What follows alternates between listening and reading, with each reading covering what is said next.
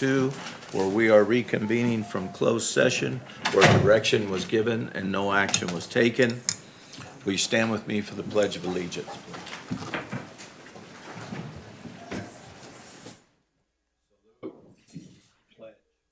I pledge allegiance to the flag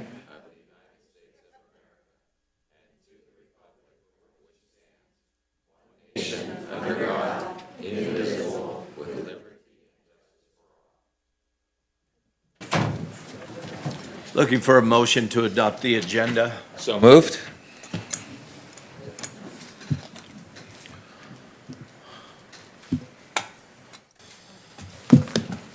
A second?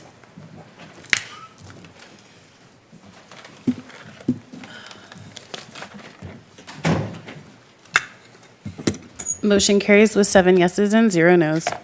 Moving on to presentations and proclamations.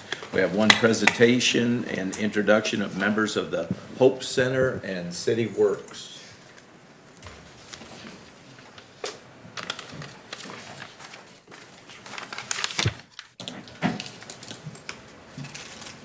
Good evening, Mayor, Vice Mayor, and Council. I'm here tonight to do a presentation, introduction of the Hope Center and the City Works. In December 2016, the City of Oroville entered into an agreement with the Hope Center, developing the City Works program as a partnership that was developed as one of several tools in our city to help battle homeless issues.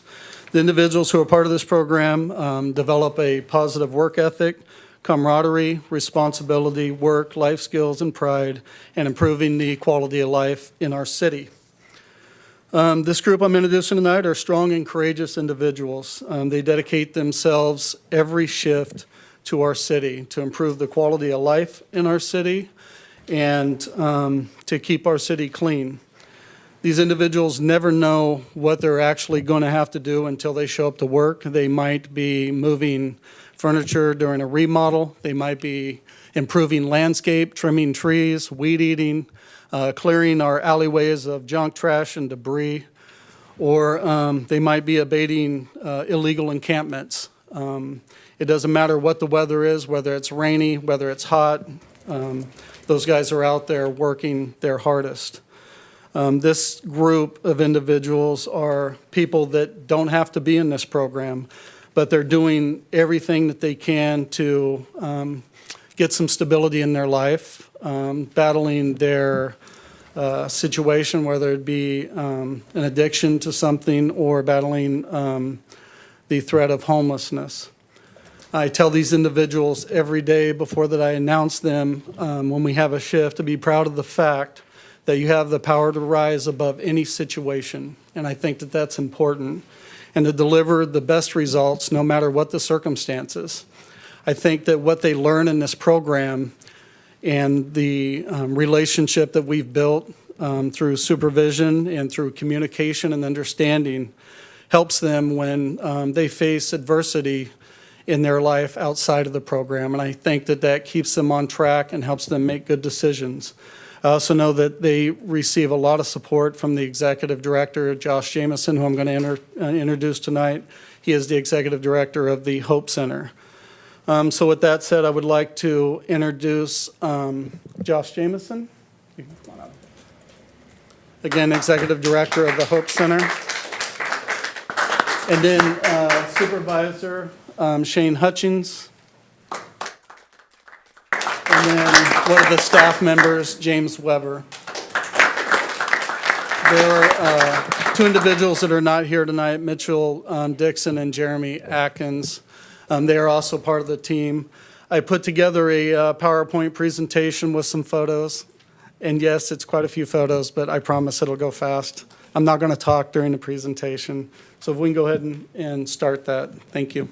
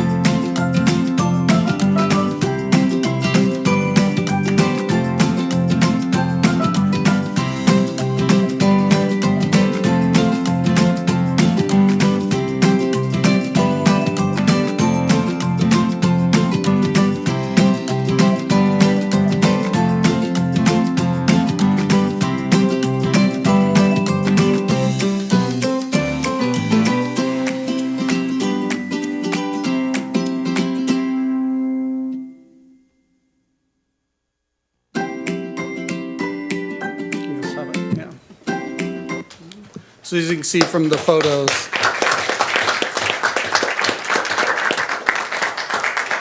and that's just a handful of photos of the hundreds of photos that I send you guys, but these are the individuals that are responsible for improving our city. Thank you. Mr. Mayor, if I could, I would like to thank these crews and let you know that, I have witnessed them just in the last week, how hard they work and how rapidly they get jobs done. The other day I was impressed. They're no joke. I mean, they knocked it out. They got it done before I got done thinking about what I needed done. I mean, so, I'm just very proud of you guys. I'm very proud of the fact that, you're addressing whatever the issues are that you struggle with. You're good people. You're good men. I mean, and it's just, there is so much that you bring to our community. I just want to say thank you. I'm so proud of this council that we have actively made an investment in addressing the issue. We're not just apathetically sitting, rubbing our hands and complaining. And I have to thank Pastor Jameson too, for managing this and keeping this going and watching every penny. I mean, so this is just such a valuable thing for our community. I'm just so proud of everybody, the council, the men doing the work, the Hope Center. This is just a great collaboration. I just see it getting better too with the potential of the grant that we put in for where we can expand and include other groups as well. So again, thank you guys. I really do appreciate you. I respect the heck out of you, and you do a hell of a good job. Thank you, sir. Thank you. I'd like to say something as well. I've come out to many projects and interacted with all of you on your crew, and I am, and not only everything the city administrator said, impressed with your performance and workmanship and all of that, but it's the attitude and the atmosphere of joy while you're doing it. You are genuinely making a difference in lives by just being joyful and positive in everything you're doing. So thank you so much. Thank you, Mayor.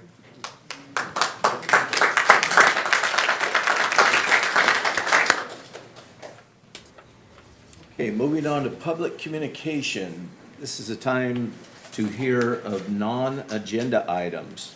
Does anyone wish to address the council on non-agenda items? Mr. Mayor, I have 4 speakers. The first speaker is the cameraman.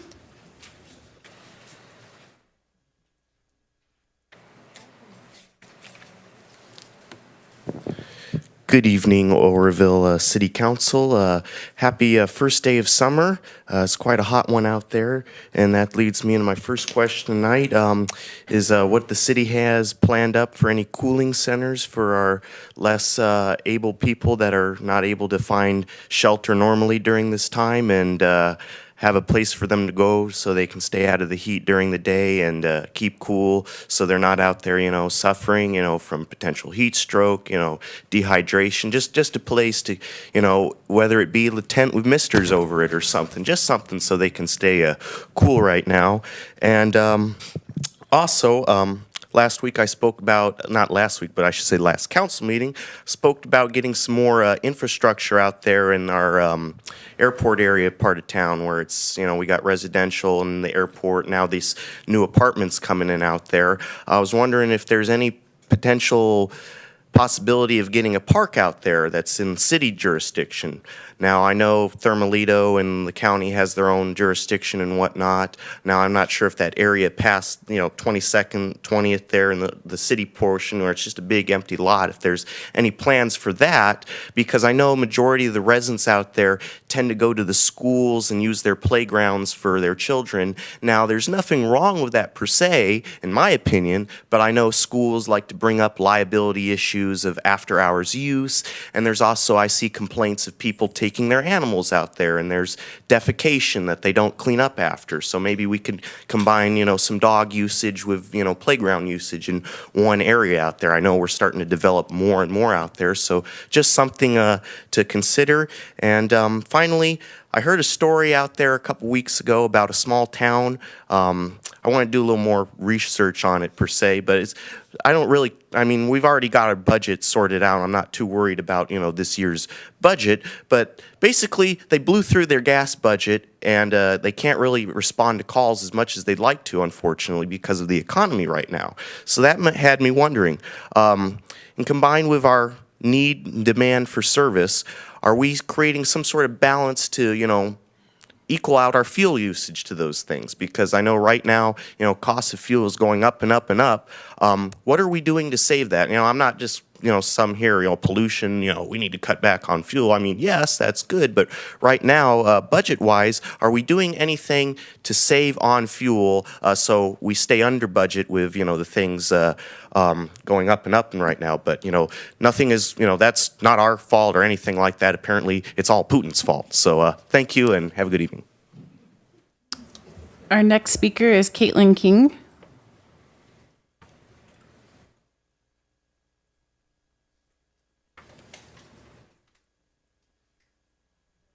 This up here, so I can't remember anything.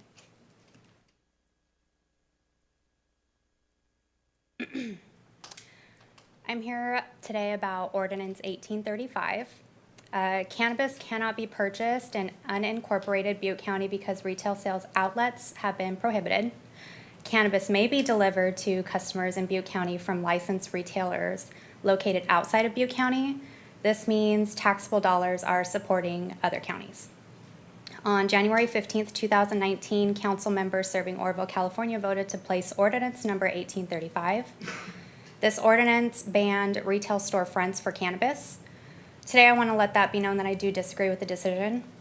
On average, a drug dealer within city limits that has cannabis retail storefronts banned can make anywhere between $3,000 to $5,000 a week. That is, on average, $144,000 to $240,000 a year lining the pockets of criminals. I grew up here in Oroville, and after leaving for college in San Francisco, I didn't plan on returning.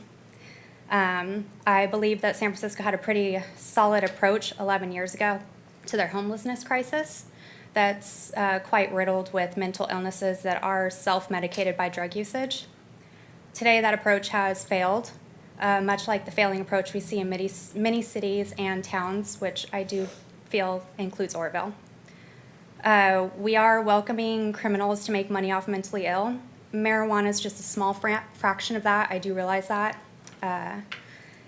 But it is part of the drug problem we see today. And allowing retail storefronts to distribute cannabis products in a controlled environment that is both safe and economically impactful is a benefit that this city really can harness.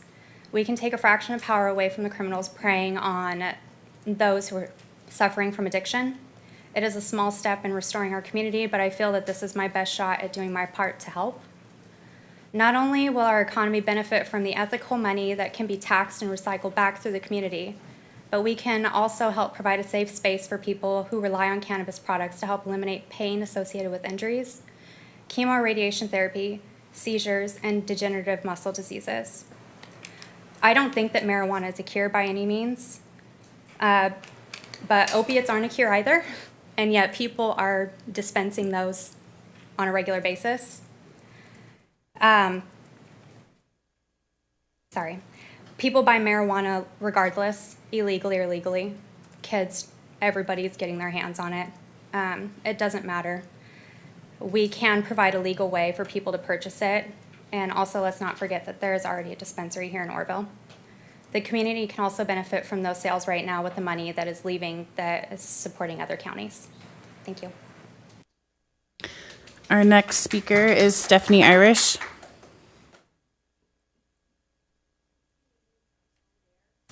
I actually, hopefully this is my last time speaking on this. I have asked for the minutes from the El Medeo Fire Department meeting ever since it happened. I got told to ask the county. I asked the county gave me a board member's email. That board member told me, I don't work for them, don't use this email again.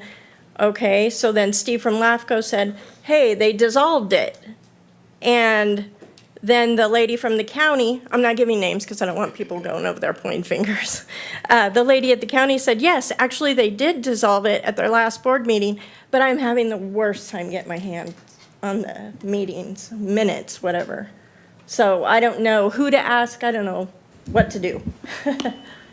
But LAFCO and the county did tell me they dissolved at the last board meeting. The latest information that I have regarding that is I did attend a meeting with them. their board considered their options, and then at their next meeting made the decision, as I was informed, to dissolve the district. And they were filing the paperwork with LAFCO to do that. That was the latest information that I had on that. As far as I know, Mr. Bobby O'Reilly is the administrator for the El Modelo Fire District, so if there were to be minutes available, he would be the person that should be able to supply those minutes. And I've asked. He would be the only one that I would know that would have those. Okay, thank you. Our last speaker on non-agenda items is Bill Spear.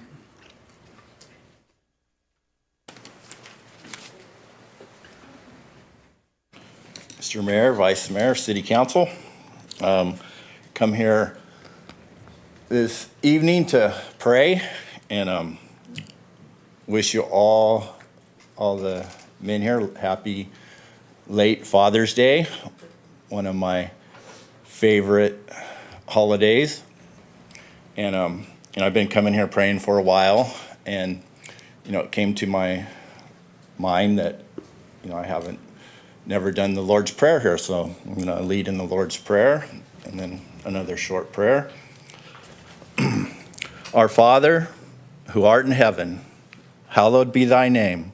Thy kingdom come, thy will be done, on earth as it is in heaven. Give us this day our daily bread, and forgive us our trespasses, as we forgive those who trespass against us. And lead us not into temptation, but deliver us from evil. For thine is the power, the glory, and the kingdom forever. Amen. The second prayer is, I know that a lot of us here are believers already, but I know there's probably a lot of people that aren't believers. And the wonderful thing about it is that when the Holy Bible tells us, if you believe in your heart and confess with your mouth that Jesus is Lord, that you'll be saved. And so there's two school of thoughts. There's that everything came from nothing, or that there's an intelligent designer, there's a creator. And the evidence in my life is brought me to the conclusion that there's definitely a creator, that everything didn't come from nothing. And so as I come here every opportunity and pray, if you're think that everything didn't come from nothing, that there's a creator, it could be your Father too, just as we prayed, our Father.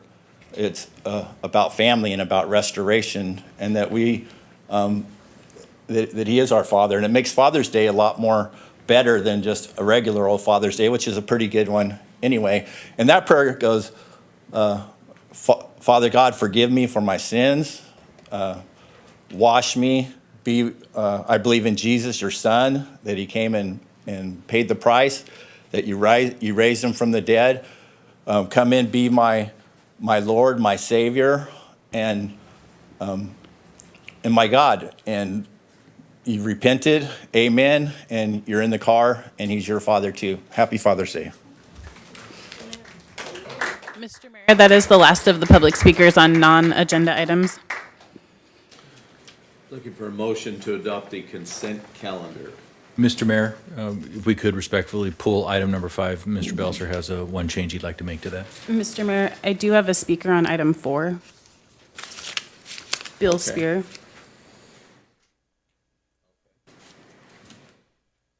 Who's our speaker? Bill Spear. Spear, you want to speak on? Pastor Spear.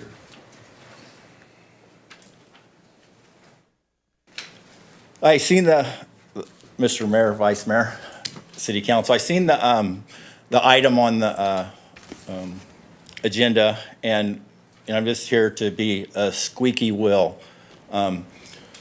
Our street on High Street between Lincoln and Huntoon is extremely tore up. If you haven't looked at it, if you'd go by and take a look at it, it's like whenever they do High Street, they go all the way down and then they stop and they skip that little section because it was an abandoned building for a long time. And I could see they're probably trying to do more other places to get more done. But for whatever reason, it was an abandoned street, was hardly ever used. But we put a lot of money and energy and effort making that nice there. And it's come a long way from what it was with the windows broken out and full of bats to a really nice place. And if there was any way possible, being a squeaky wheel, to at least someone to go over and take a look and say, yeah, we should move this up on the line of our planning for the paving, I think it deserves that part of the street to be fixed. Again, we've taken pride in that project there and put a lot of our own money. We haven't came to the city and got nothing. We've done it all on our own. And it would be really nice and appreciated.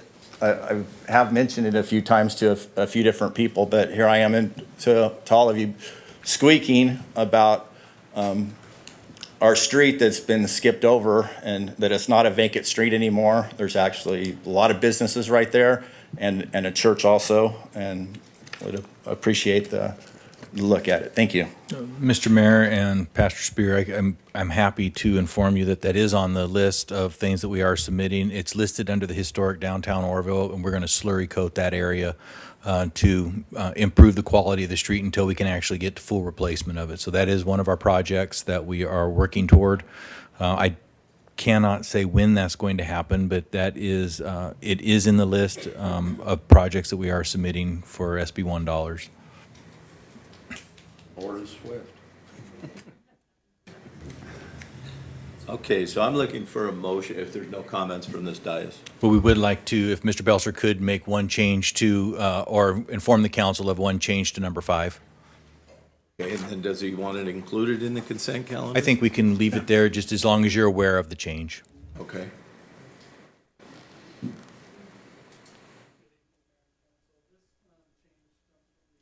Going on, please, Mr. Belser. Good evening, Mayor and Council. This change comes a request for proposal for the abandoned vehicle abatement bid. It took a while to get this on the agenda. The original return date for the bid was June 7th of 2022, and I'd like to change that to August 7th of 2022. Consensus of this council that that's okay to change that? Sure. With that, I'm looking for a motion to adopt the consent calendar. Second.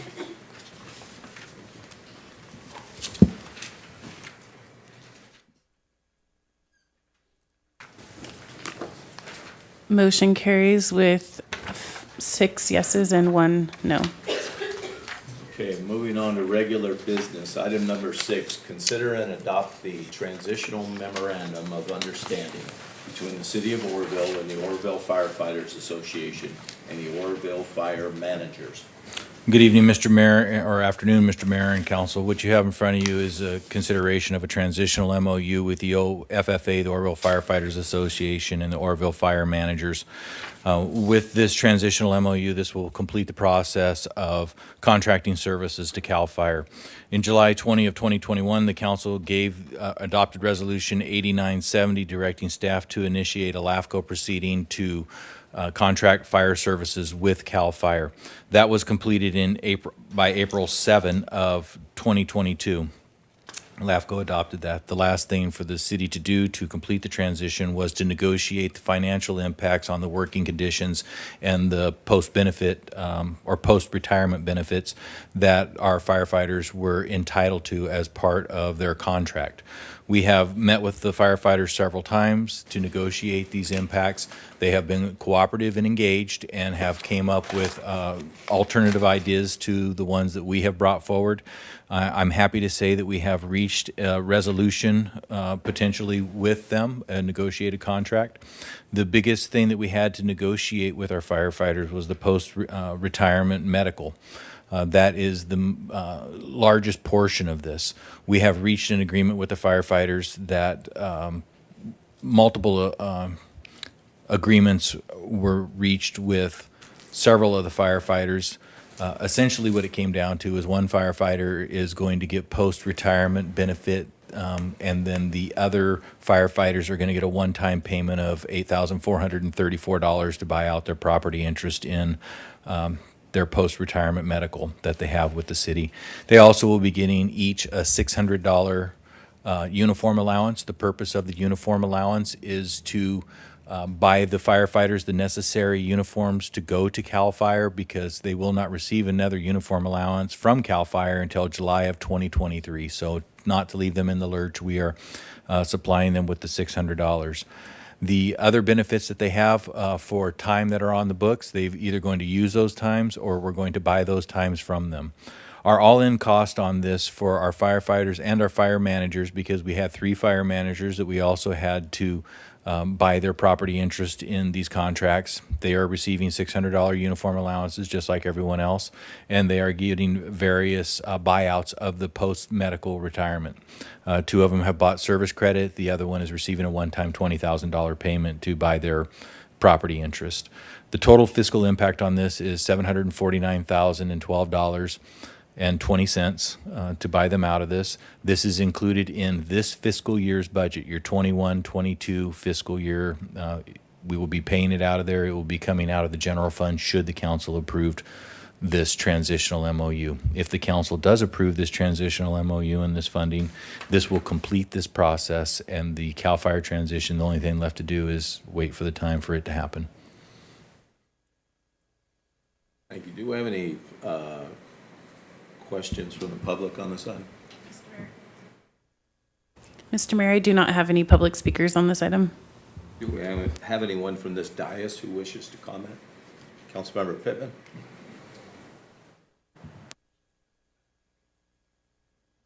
Okay. Thank you, Mr. Mayor.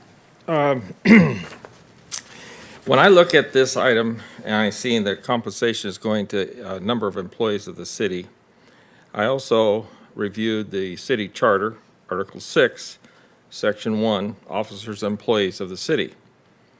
And if you read that, it very clearly states that employees, as it deems necessary, no increase or reduction shall be made in compensation paid any appointive officer unless made by a 5/7 vote of the council or a 4/5 vote of such body.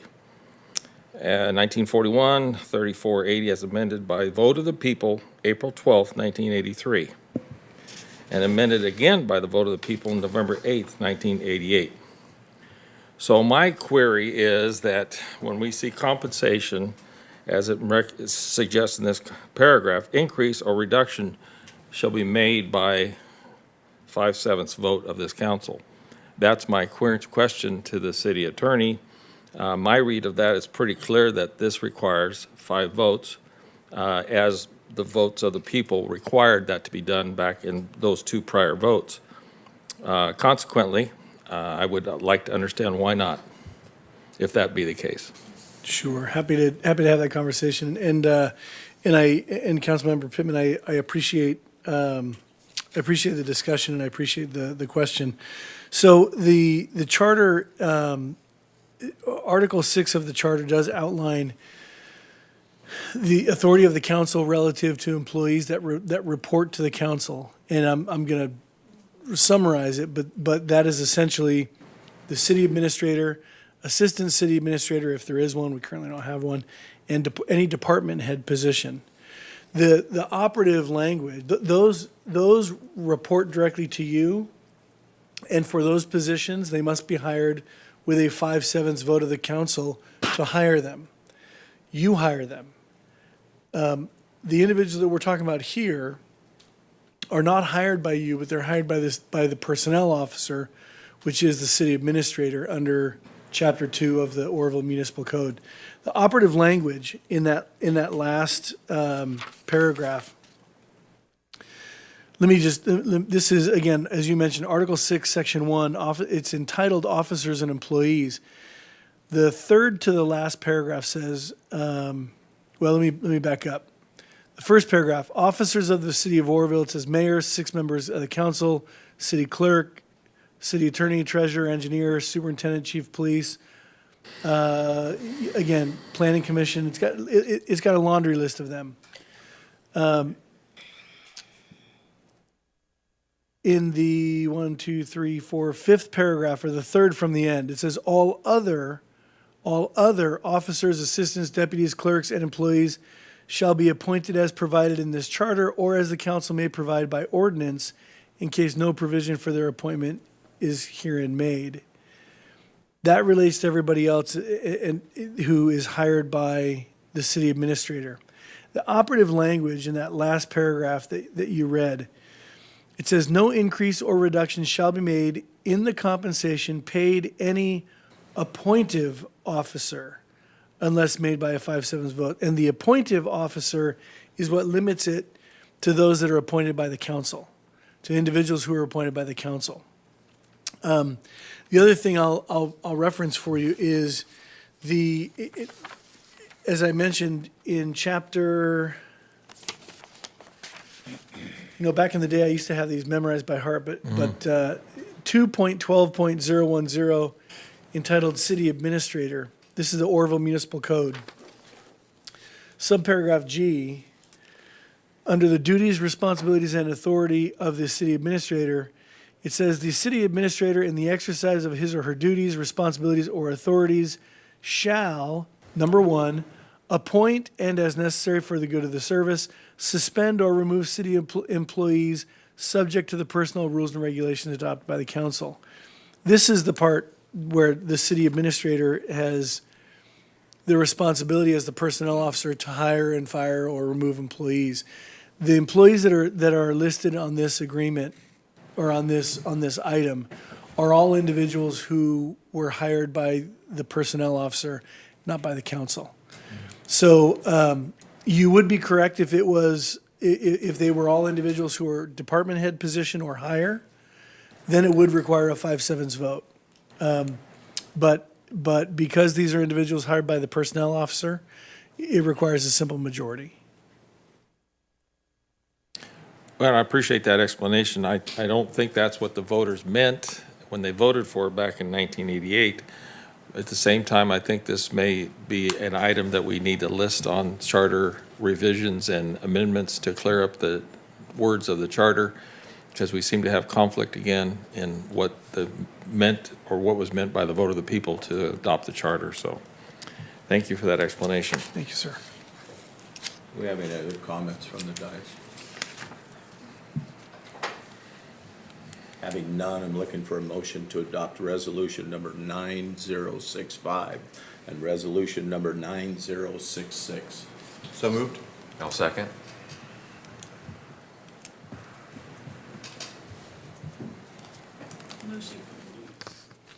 Motion carries with 4 yeses and 3 nos.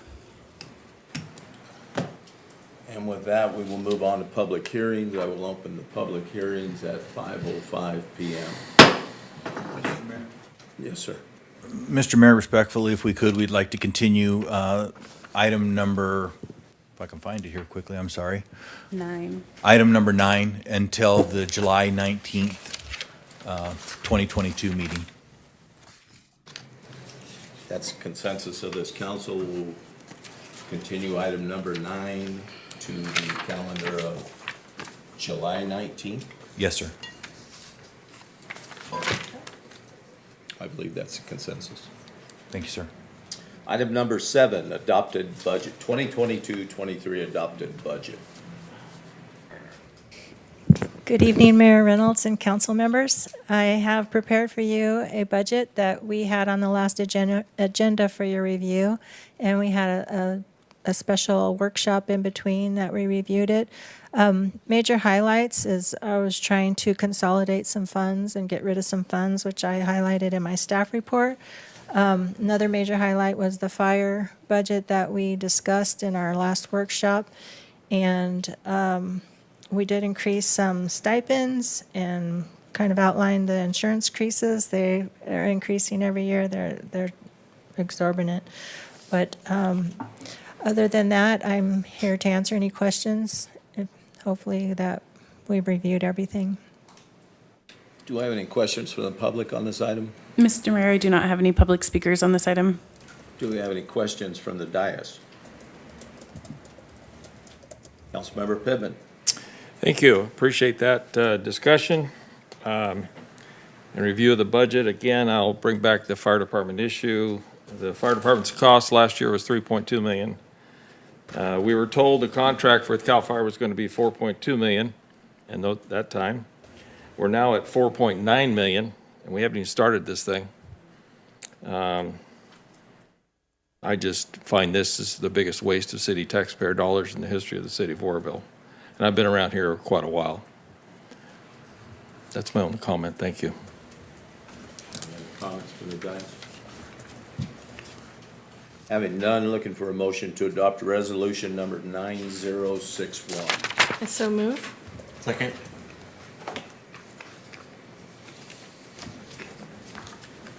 Motion carries with 4 yeses and 3 nos.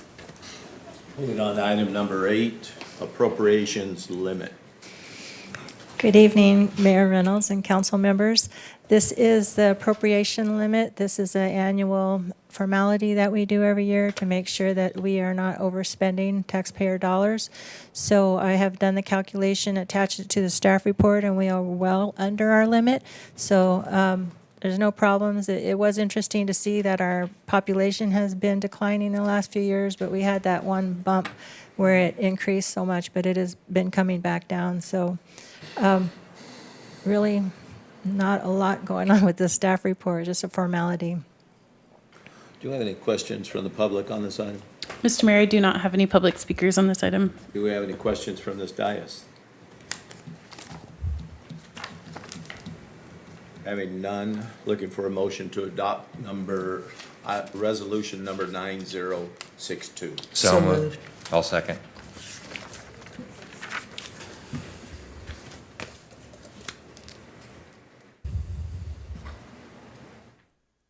Motion carries with 7 yeses and 0 nos.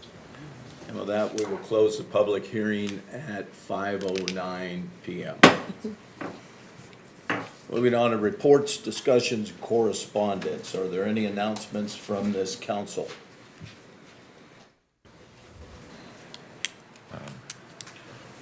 Councilmember Smith.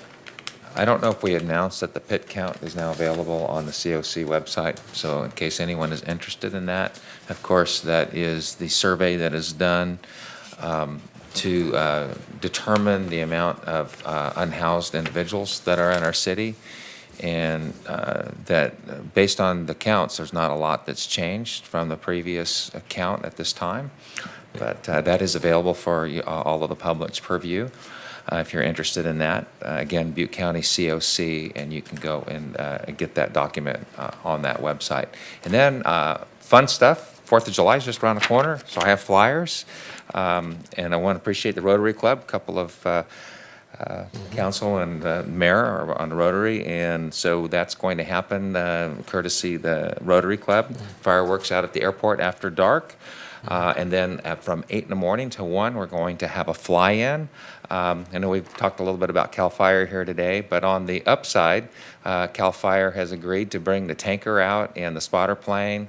And, you know, we certainly appreciate all that they do keeping our city safe. And so if you want to meet a pilot that flies those big planes, you know, when the flames are moving this way and they're doing what they do best to protect our city, and you want to tell them thank you up personal and close and see those big airplanes, they'll be out there on the 4th of July. So I just certainly want to invite everyone out to participate. It's going to be a great day.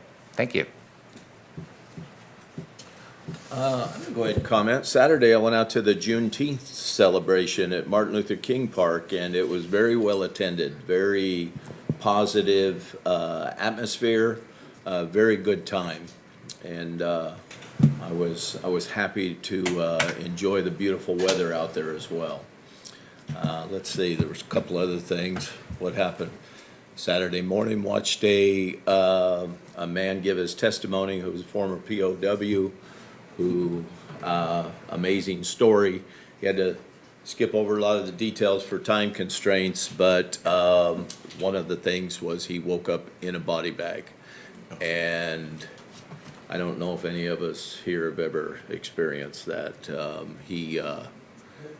It was an amazing, a lot of us, thank God, have no idea what people go through to protect this country. So I just shout out to our military and and all who are involved with that. So, Councilmember Pittman? Yeah, thank you. I just remembered, I also serve on the Housing Authority for Butte County, and I think it was Friday, we had the groundbreaking ceremony for the North Creek Crossing project, which happens to be in Chico, but it's adding to the inventory of housing units. The Housing Authority has about 3,500 units in its inventory, and right now we have close to 2,000 units in construction between Gridley, some Paradise, Chico, and Oroville, but there's more to come. In fact, at the last Housing Board meeting on Thursday, we appointed a project manager just to manage the housing projects that are coming online. They've never seen things like this before in the past, and I just want to compliment the Housing Authority because they're really doing wonderful things. The typical timeline for a budget or for a project like we ground broke on Friday was about 2 to 3 years, and they put that package together in 9 months. And they're digging, they're big. So there's more to come, and there's more on the line. But just to let everyone know that there's one agency here that's working hard on the housing issue. Thank you.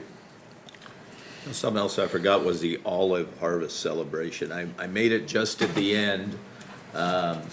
Sorry that I missed most of it, and they were actually just starting to pick up because there's actually 4 different events that I went to on Saturday. So very, very busy time. Nice to see everyone out celebrating and enjoying themselves and not being fearful of being around each other. It was very nice.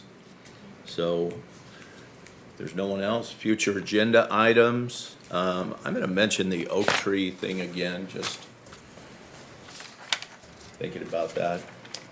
Mr. Mayor, I do have one speaker on this item also. You have a speaker on future agenda items? Interesting. Okay. Bill Spear.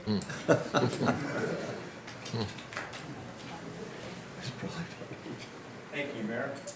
Vice Mayor, City Council. Yeah, I want to be a squeaky wheel on this one also. And in the future agenda item, the ordinance, I would like it to reflect more of our constitutional republic than of the nanny state. And to make it simple, I worked on it about 10 minutes. Simple ordinance, you can borrow it if you want. But what it would have is new developments would pay a fee, and then they can develop their property however they see fit as the reasonable managing party. If they plant oak trees, they cannot pay the fee for the oak tree mitigation ordinance. But if they don't want to plant it, then they could pay a fee. It'll go into a pot of money, and then as it builds up, there'll be Oroville's oak tree planting program where people can say, hey, I want a tree. They can get an oak tree from the city that got paid through there. The blue oak, which is real drought tolerant, can save water and also accomplish all the things that they wanted to do without the city being in charge of people's property of saying what they can plant or what they can't plant. A lot of the existing oak trees, if you notice, they just widened 162, cutting down all kinds of oak trees. A lot of them, fires have been through. I worked on the project and at Red Lobster when those 2 big oak trees, they spent $75,000 making the tree wells to build around them, and they died. All that extra work, all that extra thing for the construction, or if they would have had a program like this, we don't need to copy Chico, we don't need to copy anyone else. If they would have had a program like this, they would have planted new trees, and how long that project's been there, they'd be up and they'd be healthy and they'd be taken care of. Getting the right trees in the right place, especially in a drought situation, I think that it would be far more fit our values. It would be far more beneficial for our city because people would be putting the right trees in the right place. And nobody can manage a property as good as the person that owns it, of what they want to do, of what's safe for them, of what, and then when they plant their own tree, and they're going to take care of it, and they're going to value it. And I think that would be, again, fit our values and also provide for what the city was wanting to do on preserving oak trees. And it would actually be, it would do it better than the complicated ordinance that we have right now. Thank you. Pastor Sparrow, I'd like to say thank you for every time you come up and bring something to our attention, you refer to it as a squeaky wheel, but you were always very respectful and positive, sir. I appreciate that. Thank you. Thank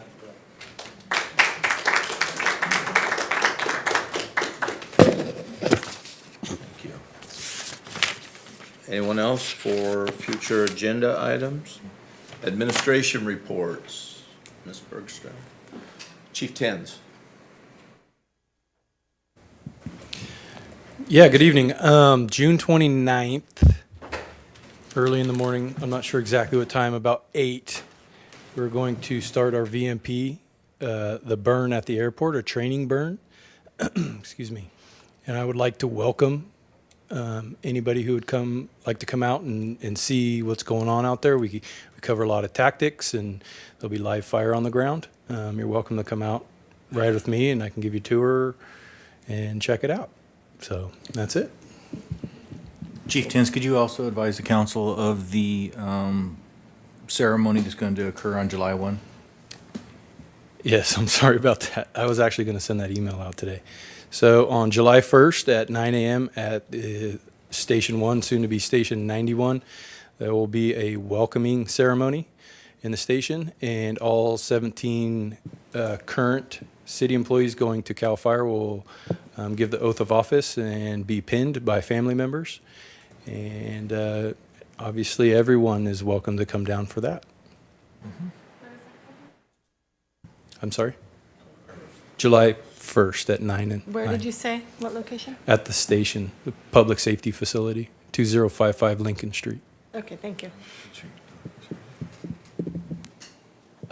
You know, I'd like to say something too. I don't know. I just feel like talking tonight, I guess. But there was a fire near my house over on Oral Quincy across from Ishii Middle School the other day. And I watched it from conception to flames coming up. And I'll tell you, the response time from everyone, there was airplanes over the top of this thing ready to respond, but the ground crews took care of it, and they did an amazing job.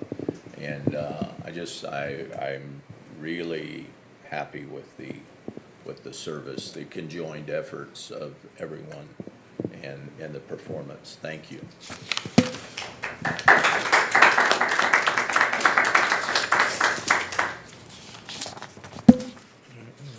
Okay, Mr. LaGrone.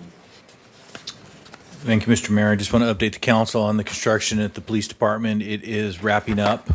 We are down to a punch list and some minor painting, painting of the outside. I guess that's not minor. It's minor when you're not doing it, but they are going to be painting that. But the majority of the work's been done. I'd like to negotiate with the council at some point, moving this meeting or the second meeting in August to the police department, to the emergency operations center, to do an open house, not only for the council, but for the public, so everyone can see how we've invested their tax dollars, and also just conduct our business that evening there, so we can use the new facility and everybody can essentially have an open house and see it. It's very nice. Everything is coming along very nicely. The officers are all very happy with the construction and the work that's being done there. Things are coming along nicely at the police department. It's been things are going well. I'd also like to get a consensus from the council and a feeling from the council if you would like to cancel your July 5 council meeting. There is no necessary business, no required statutory business for the July 5th meeting. Should you choose to cancel that, we will just continue or announce that the next meeting will be on the 19th of July if you choose to do that. It is something, it's your prerogative. You have adopted a budget as you're required to do, and you can cancel that meeting should you so choose. I'm in agreement with that. Mm-hmm. Fine. Is that the consensus of this council? Thank you. Thank you, council. Ruth? I just want to let the council know that a couple weeks ago, I went to the Government Finance Officers Association Conference, and I was able to get 18 hours of continuing education. There was a very strong focus on cybersecurity. It's really scary, some of the stories that I've heard out there. I kind of didn't even want to get on my computer after going to that class, but it was very scary how some cities have actually lost quite a bit of money by getting tricked by these criminals are getting a lot more clever. So just want to remind us to be very careful and not to click on anything random. We actually had a breach, but it didn't cost us anything. We caught it fast, and I really have to say I feel so good about our IT department because some of the things they were saying. Our IT department has been very proactive, and it's like, check that box, check that box. I felt much safer knowing that our IT department is just pretty awesome. Anyway, we talked about pensions, and there was even one class on leadership and self-awareness that I thought was very helpful. So I just wanted to let you know that I appreciate going. I did do a cost share with the city to go. So it was very valuable in my opinion. So thank you. Thank you. Dawn? Just to update you, the draft ordinance of the oak tree loss mitigation is currently being drafted by our arborists, and so that should be coming to you soon. We haven't forgotten it. There's just a lot of information there to digest from other jurisdictions so that we can incorporate some of that into our own ordinance to have the best product available to the public. That's not as onerous as it currently is.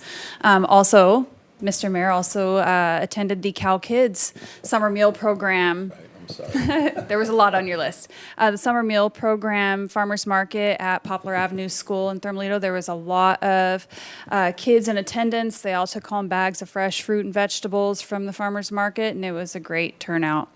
Also, I will be sending you a link to our final draft of the housing element so that you can review it. In July, it will be coming to council for review. Thank you. I'm sorry, I forgot about the Calcus. So many things going on, but what a wonderful event that was, and kids were amazing. So, Mr. Huber. Thank you, sir. We have hired 2 new attorneys in our firm, and one of which is directly assigned to municipal law and to me. And so, as a result of shifting some of the work, I am going to be here every week, and also Elizabeth from my office will be here almost every week. So we should have coverage most weeks, 2 days a week. So if you do see Elizabeth around, introduce yourself, say hi to her. She's friendly. But again, it is just so we can get, make sure that the city's legal services are being met. I love the city of Oroville. I'm not going anywhere. So don't be concerned that if you see another face around, she's going to be here just sort of helping out. We are implementing a new software program for task management, and I'm saying this mostly for staff, but also so you're aware a little bit. But we have been traditionally using Outlook for our task management, which is a perfectly horrible software for that purpose. It was never designed for that purpose. We've been using it for that, and we've had some attorneys in our firm looking for task management software, so there will be a portal that all of our clients can log into.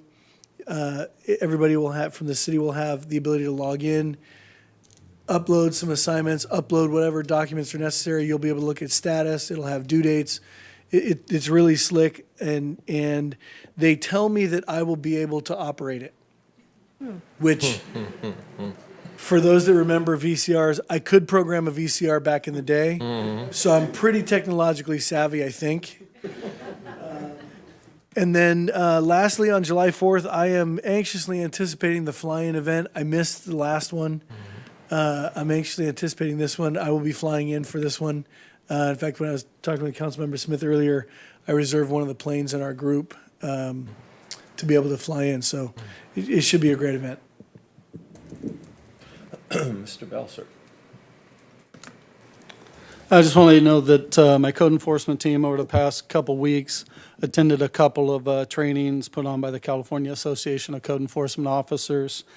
The first training was on due process and understanding of the Fifth and 14th Amendment and the rights that property owners have in our city and the reason why we go through the process of notifying them and to reduce liability. And the second training was on wellness and self-care. My code enforcement team's starting to realize that they get exposed to a lot of unhealthy situations, what they see, people living in deplorable conditions, little ones, elderly people, and dealing with one another from a day-to-day basis and the stress that position handles.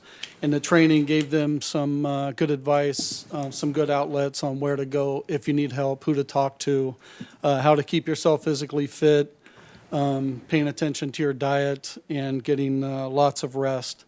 But most importantly, not to be embarrassed to have to reach out and want to talk to somebody. So I thought that was a really important training for them. They seemed to enjoy it, got a lot of good information out of that. I just want to update you on we've been working on the 1,500 plus properties in the city that were inspected for fire danger. Of those 1,500 properties, 232 letters were sent out. 196 of those property owners have responded and gotten their properties are safe at this point. The other 36, we sent out notices of violations. We're going to continue to monitor those properties and help those property owners get their properties fire safe. Thank you. If I could just add one more thing, just to update the council on the light standard at Mitchell and Myers has been replaced. The underground part that actually holds the pipe up that holds the lights. Foundation. Yeah, the big round metal thing they dump cement in. They put that in the ground. So that is done. So I'm guessing that we are creeping closer and closer to finally receiving our standard so that we can attach that and get that intersection back functional. Ms. Nevers may have an ETA of that pole, potentially, maybe. We still maybe don't not. have an ETA of the pole. It's still delayed. As soon as I have a delivery date for that pole, I will update the council. Thank you. And with that, we will adjourn until July 19th, 2022 at 4 p.m.